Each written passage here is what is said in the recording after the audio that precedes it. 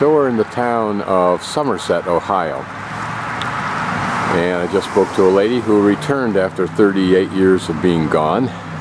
She gave me a tip that the house I'm going to show you in a moment is not his house, it's simply the museum, but everybody, including many of the residents here, think it is his house. So this is what we're led to believe is his house, but it's not. It's just a museum. Your first impression is, boy, he lived pretty well. But if I can find his house, the lady I talked to a moment ago who was born here but then was gone for 38 years and has just apparently recently returned, said it's down this other street, so we'll go see if we can find it. But we're in Somerset, Ohio to visit the home site and museum of General Philip Henry Sheridan. He was likely born in County Cavan, Ireland in 1831, but the records don't indicate his actual birthplace. His family moved to Somerset when he was a child and lived down the avenue from this site. The family later owned the house across the street. Whether that means across the street from the original house, I don't know. His military interest was inspired by muster one day and frequent visits from a young West Pointer named William T. Sherman. Phil Sheridan graduated from the United States Military Academy in 1853. So we're here to visit the home site of Phil Henry Sheridan. Sheridan was likely born in County Cavan, Ireland in 1831, but the records don't actually indicate his birthplace. This was not his home, it's just a museum for him. His home is on this street, but it's apparently unmarked. A lady who'd come back to Somerset, Ohio, where we are, after an absence of 38 years, indicates it's down here, and it's a light blue house, maybe the fifth house on the right. This may have been a military hospital also during the Civil War. Well, I'm not sure I'm going to learn more than I already knew. One of these houses may or may not be his home. This is the back of that red building across the street from the museum. You can see how typically they added on and added on. Interesting piece of wall decoration on the side of this building. I'm just going to pan about picking up a couple of old buildings down the side street from that enters into the center of town, which is here. And now they're memorializing Sheridan with this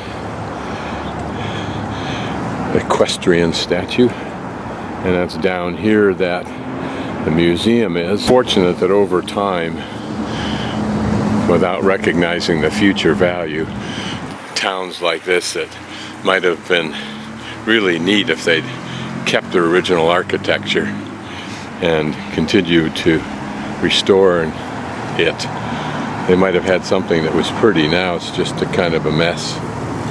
The old buildings, some of them still here, but nothing much done with them. They do restore it, it's in a nondescript manner. Looking down another street that comes into the center of town, again, old buildings. This could be restored so that it actually had some character. And maybe if they just don't tear them down, someday in the future it will be. This is a pretty old building. It could be restored. Someone once did attempt it. Got some pretty features to it. It's now the Historical Society. This was a pretty little add-on building, whatever it was.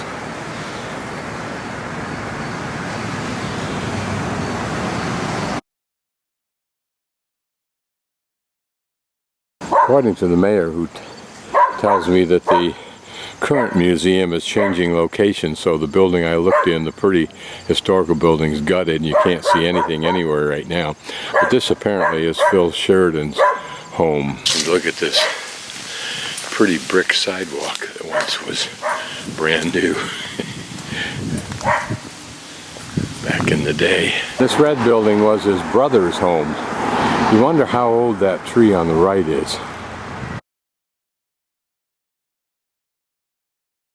This apparently is the house that Sheridan built for his mother and father. It's called a steamboat design.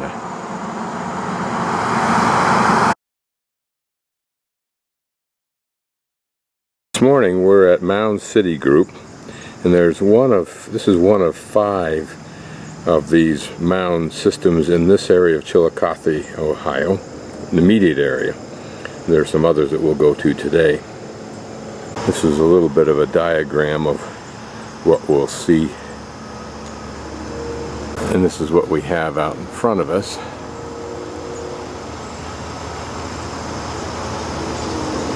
Notice in the back there we've got one good-sized mound right to there in the center, and then behind it what looks like a rectangular mound, and behind that you can see just a little bit of a larger mound. Now I'm going to pan down, hold on, and there's what we're looking at. Okay, here's the mound that we could see, here's the longer mound, and there's a little bit, there's the big mound of which we could see just a portion over there.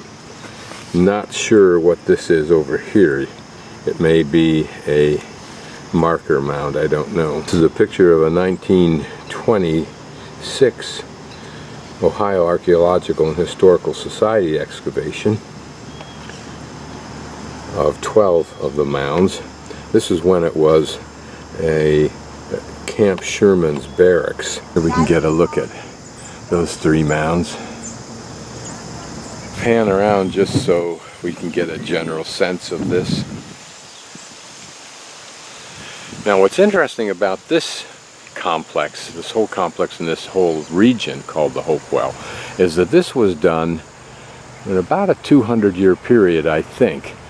Back around, I'm not quite sure, but I think it's close to 2,000 years ago, somewhere in that realm. But it was done by peoples who were known not to form villages or towns. Here in Camp Sherman, they leveled one mound 13 to 3 feet above the ground and built a barracks over it. 1920, an archaeologist excavated the mound, astonished to recover the cremated remains of 20 burials, some on raised platforms with an array of unusual objects.